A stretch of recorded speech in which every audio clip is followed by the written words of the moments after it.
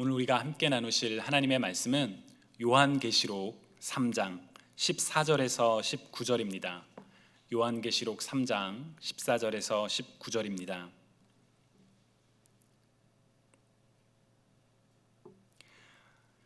라오디게아 교회의 사자에게 편지하라. 아멘이시요 충성되고 참된 증인이시요 하나님의 창조의 근본이신 이가 이르시되 내가 내 행위를 아노니 내가 차지도 아니하고 뜨겁지도 아니하도다. 내가 차든지 뜨겁든지 하기를 원하노라. 내가 이같이 미지근하여 뜨겁지도 아니하고 차갑지도 아니하니 내 입에서 너를 토하여 버리리라. 내가 말하기를 나는 부자라 부요하여 부족한 곳이 없다 하나 내 곤고한 것과 가련한 것과 가난한 것과 눈먼 것과 벌거벗은 것을 알지 못하는도다. 내가 너를 권하노니 내게서 불로 연단한 금을 사서 부요하게 하고 흰옷을 사서 입어 벌거벗은 수치를 보이게 하고 안약을 사서 눈에 발라 보게 하라. 무릇 내가 사랑하는 자를 책망하여 징계하노니 그러므로 내가 열심을 내라 회개하라. 주님의 말씀입니다. 아멘. 오늘 우리가 읽은 15절과 16절을 보면 사람의 모든 행위를 아시는 하나님께서 차갑지도 뜨겁지도 않은 그래서 미지근한 모습에 대해서 강하게 질책하시는 모습이 담겨 있습니다. 그렇다면 미지근한 신앙은 어떤 모습일까요? 특히 코로나 팬데믹 시대에 미지근한 신앙은 어떤 모습일지, 그리고 어떻게 하면 우리가 그 미지근한 신앙의 모습을 이겨낼 수 있을지 오늘 말씀을 여러분들과 함께 나누고자 합니다. 먼저 미지근한 것은 어떤 것을 가리킬까요? 제가 이제 인터넷에 이제 미지근하다 이게 순 우리말일까 한자어라면 어떤 한자가 있을까? 그래서 이제 검색을 해봤습니다. 그랬더니 이제 이 사전적 정의로 차지도 뜨겁지도 않고 더운 기가 약간 돌다라는 그런 이제 정의가 나오더라고요. 그리고 그 바로 밑에 인터넷 기사 제목이 뜨는데 그 제목이 실내외 온도차 주의 미지근한 물로 샤워하세요라는 제목이었습니다. 우리가 인터넷을 하다가 이게 문제죠. 이렇게 그런 제목을 보면 호기심 때문에 이제 클릭을 하게 되잖아요. 그래서 이제 저도 클릭을 했습니다. 그래서 이제 기사를 읽어 보니까 찬물로 샤워하면 혈관이 수축되어 안 좋을 수 있다. 그렇다고 뜨거운 물로 샤워를 하면 혈압을 올릴 수가 있으니 미지근한 물로 샤워를 하는 것이 건강에 좋다라는 그런 기사였습니다. 제가 그 기사를 읽으면서 그렇지. 미지근한 물로 샤워하는 게 건강에 좋지. 그렇다면 사실 이 미지근한 단어는 그렇게 부정적인 단어는 아니겠구나. 너무 과하지도 않고 너무 부족하지도 않은 어떤 중간 상태를 의미한다면 사실 우리 삶에 미지근한 모습을 그렇게 나쁘다라고만은 할 수 없는 것이 아닐까라는 그런 생각이 들었습니다. 여러분들 어떻게 생각하시나요? 미지근한 것 나쁜 것일까요? 우리가 성경을 읽을 때 주의해야 하는 부분이 바로 여기에 있습니다. 맥락을 고려하지 않고 단어의 의미만을 가져다가 성경을 해석하면 본문이 의도하는 것과 전혀 다른 해석을 할 수 있게 되죠.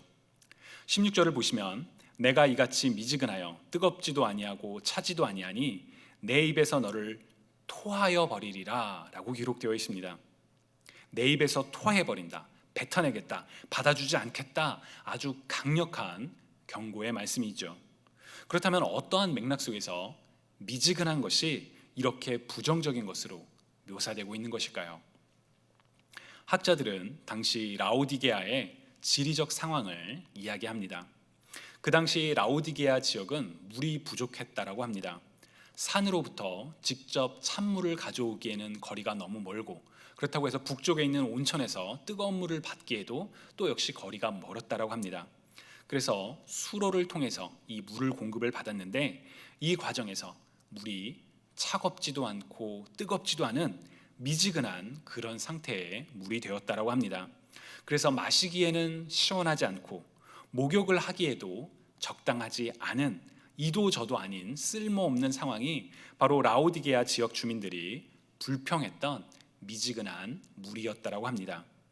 이런 맥락에서 라오디게아 사람들이 그 경고를 들었다면 이 15절과 16절의 경고를 들었다면 자신들이 불평하던 미지근한 물을 떠올리면서 고개를 끄덕였을 것입니다. 차갑지도 않고 뜨겁지도 않아서 아무짝에도 쓸모없는 그런 상태라고 했겠죠. 그리고 성경에는 이러한 모습을 보여주는 또 다른 비유가 있습니다. 마태복음 5장 13절에서 16절을 세번역 성경으로 읽어보면, 너희는 세상의 소금이다. 소금이 짠맛을 잃으면 무엇으로 그 짠맛을 되찾게 하겠느냐? 짠맛을 잃은 소금은 아무데도 쓸데가 없으므로 바깥에 내버려서 사람들이 짓밟을 뿐이다. 너희는 세상의 빛이다. 산 위에 세운 마을은 숨길 수 없다. 또 사람이 등불을 켜서 말 아래에다 내려놓지 아니하고 등경 위에다 놓아둔다. 그래야 등불이 집안에 있는 모든 사람에게 환히 비친다. 이와 같이 너희 빛을 사람에게 비추어서 그들이 너희의 착한 행실을 보고 하늘에 계신 너희 아버지께 영광을 돌리게 하여라. 아멘. 소금은 원래 짠맛을 내는 것인데 그 짠맛을 잃어버리면 아무런 쓸모가 없다. 빛은 비춰야 하기에 낮은 곳이 아니라 높은 곳에 두어야 한다. 곧 소금은 소금의 역할대로, 빛은 빛의 역할대로 하게 하는 것이 바로 우리 그리스도인들이 추구해야 할 삶의 모습이라고 예수님께서는 말씀하신 바가 있습니다. 오늘 본문에서 미지근함에 대한 질책도 같은 맥락에서 이해할 수가 있습니다. 그 역할대로, 부르심대로 살아가지 못하는 신앙, 곧 맛을 잃은 소금처럼, 주변을 밝히지 못하는 빛처럼 부르심대로 살아가지 못하는 모습이 바로 오늘 본문에서 질책받고 있는 미지근한 신앙이라고 할 수 있습니다.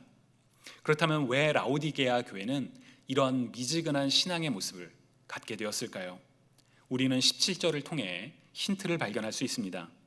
17절을 우리말 성경으로 읽어보면, 내가 말하기를 나는 부자라 풍족해 부족한 것이 하나도 없도다 하나 너는 자신이 비참하고 불쌍하고 가난하고 눈멀고 벌거벗은 사람임을 알지 못한다 라고 기록되어 있습니다.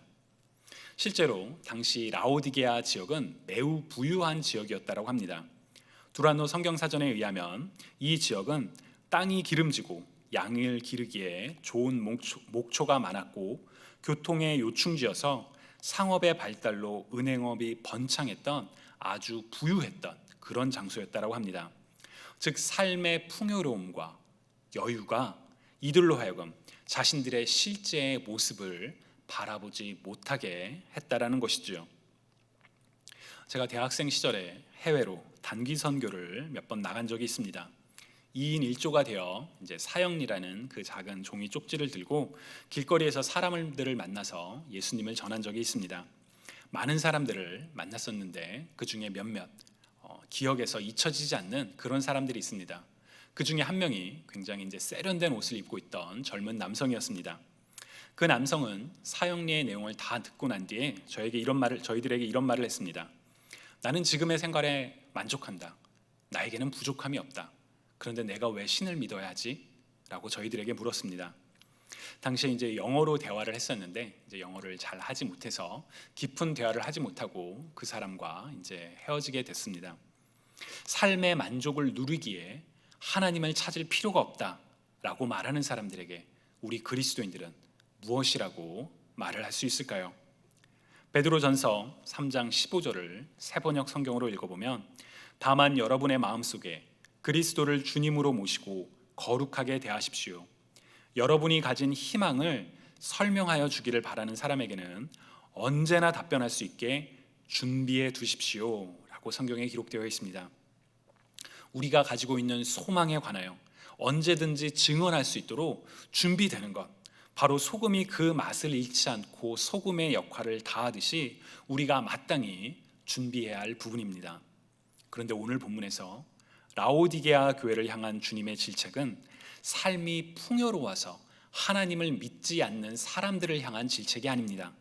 이미 하나님을 알고 교회의 공동체의 일원으로 살아가고 있지만 풍요롭고 여유로운 삶으로 인해 그리스도인으로 올바로 살아가지 못하고 있는 그리스도인들을 향한 질책입니다.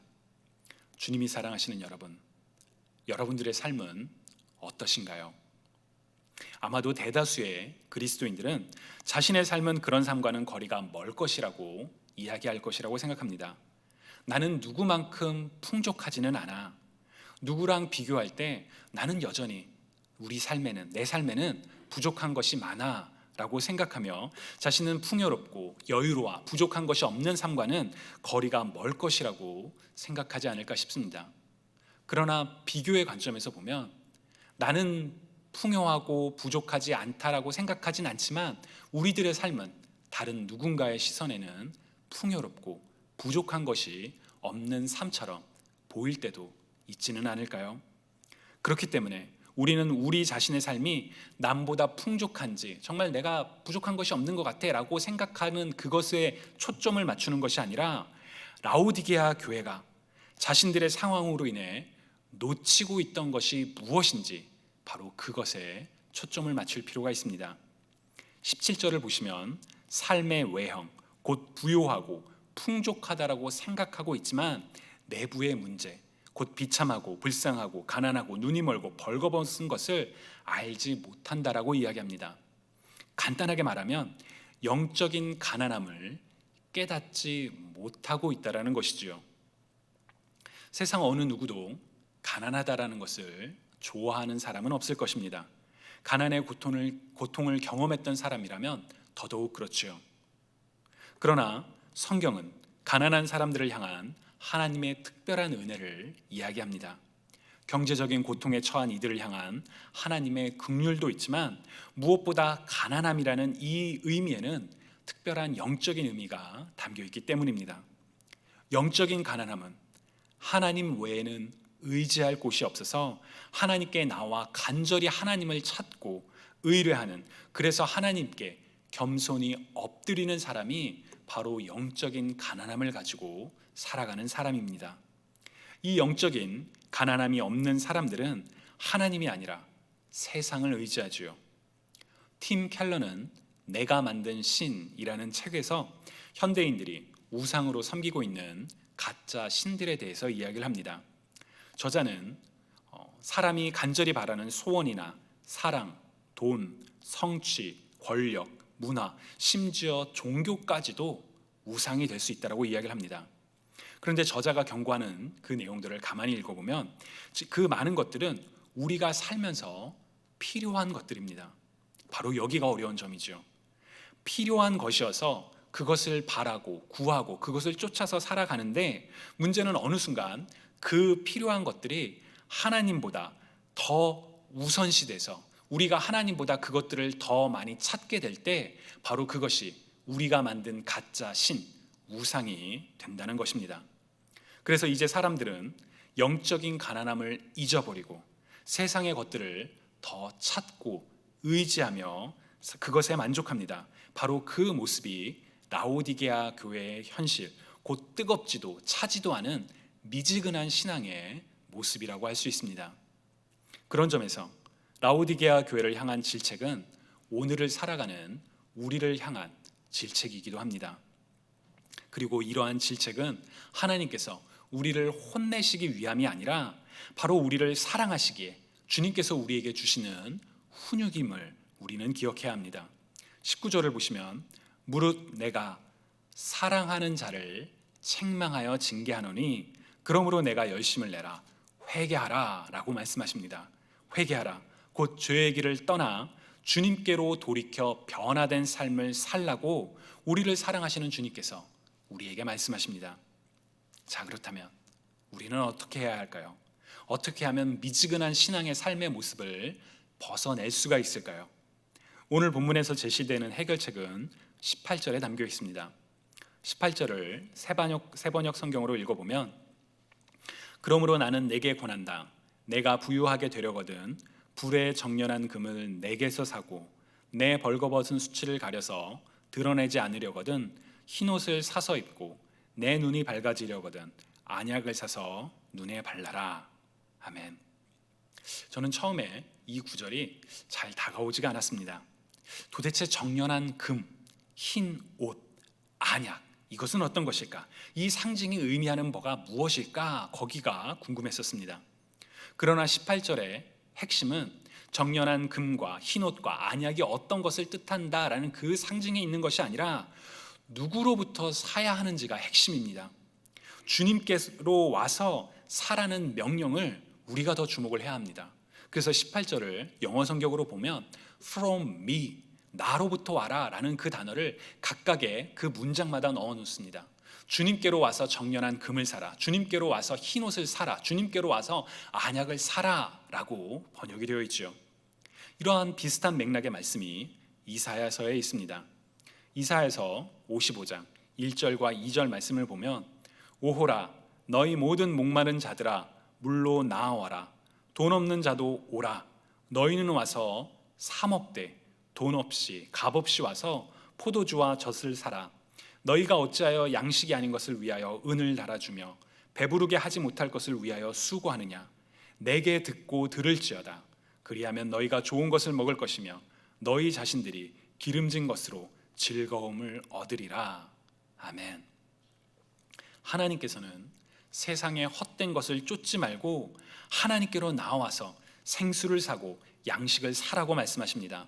돈 없이 값 없이 거저 나눠주는 은혜를 받으라고 말씀하십니다. 헛된 것을 쫓지 말고 참된 양식이신 생명의 빵이신 예수 그리스도를 먹고 영원히 목마르지 않는 생명의 물을 마시라는 주님의 말씀처럼 주님께로 나아오라 라고 말씀하고 계시죠. 18절의 의미도 같은 맥락입니다.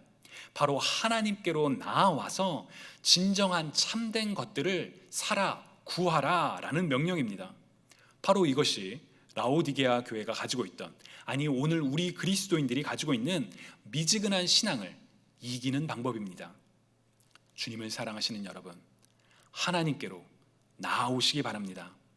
세상의 헛된 것을 쫓아 내 안에 가짜신을 만들고 그것들을 쫓으며 맛을 잃어버린 소금처럼, 빛을 잃어버린 등대처럼 살아가는 것이 아니라 하나님께로 나아와 엎드리는 영적인 가난함을 가지고 하나님께로 나오는 우리가 될 수 있기를 간절히 소망합니다. 우리는 영적인 갈급함, 가난함을 가지고 하나님께 나아갈 때 하나님께서 우리를 채우실 것입니다. 생명의 빵으로 우리를 먹이시고 생명의 물로 우리를 채우시며 우리를 새롭게 하사 우리로 하여금 세상 가운데 하나님의 영광을 드러내는, 하나님의 사랑을 전파하는 하나님의 손길과 발걸음이 되도록 하실 것입니다. 바로 이 축복의 삶을 살아가는 저와 여러분 모두가 되시기를 주님의 이름으로 축복합니다. 주님이 사랑하시는 여러분, 특별히 코로나 팬데믹 속에서 미지근한 신앙의 모습은 어떤 것일까요? 제가 며칠 전 한 컨퍼런스의 강연을 듣다가 참 충격적인 통계를 보았습니다. 먼저 미국의 종교 리서치 기관에서 제시한 통계인데요. 나는 팬데믹 동안 예배 참석에 다른 방법을 통해 영적으로 성장하고 있다라는 항목에 그리스도인들, 교회를 출석하는 교회 공동체에 모이는 그리스도인들의 67%가 그렇다. 나는 예배 외에 다른 방법으로 영적인 성장을 하고 있다. 67%가 네라고 대답을 했고요. 16%는 아니다. 그리고 나머지 18%는 모른다라고 대답을 했다고 합니다. 제가 이 통계를 보면서 그렇구나. 공적인 예배에 참석하는 것 말고도 정말 사람들이 나름대로 하나님을 찾으려고 이렇게 노력을 하는구나. 그리고 그냥 넘어갔습니다. 그런데 그 이후에 이제 다른 강사가 한국 교회의 통계를 제시하는데 그때 깜짝 놀랐습니다.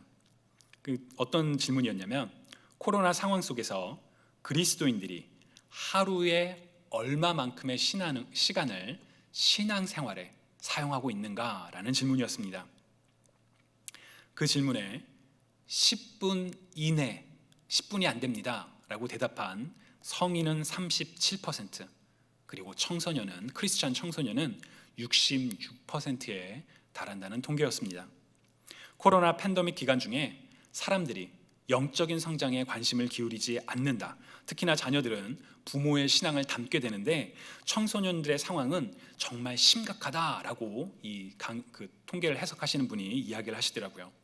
그분의 이야기를 들으면서 앞서 봤던 미국의 통계와 겹쳐지기 시작을 했습니다.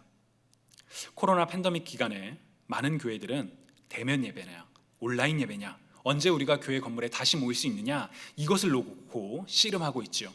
지금도 한국에서는 일 확진자 수가 나날이 증가하는 가운데 우리는 꼭 대면 예배를 해야 합니다 라고 이제 사회적 갈등이 일어나고 있지요.